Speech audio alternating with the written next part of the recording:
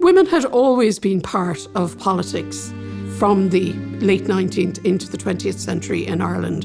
So it's not unusual we now have women who are supporting the Cumann na Gael movement, who are supporting the Army Comrades Association, and informally they get called blue blouses.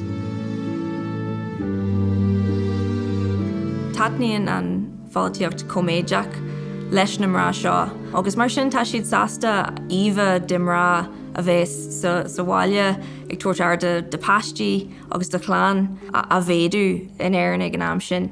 Ach a rís tá sé simú mar in aineoin an coméideas atá acu tá na mrá seo ag dul amasa sa tocaí agus ag leacu páirt allmhór is il polaitíochta an ama.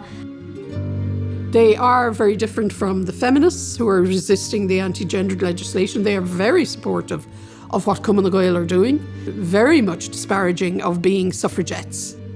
They are conservative women who are supportive of the state and fear the rise of Fianna Fáil as a threat to that state. La siad bliana tá mrá na Léinte Gorma an agriocht mrá polaitíochta is mó in éireann. Tá níos mó craobha ag mrá na Léinte Gorma na aon agriocht eile ag an am fiú Cumann na mban nó an Irish Country Women's Association.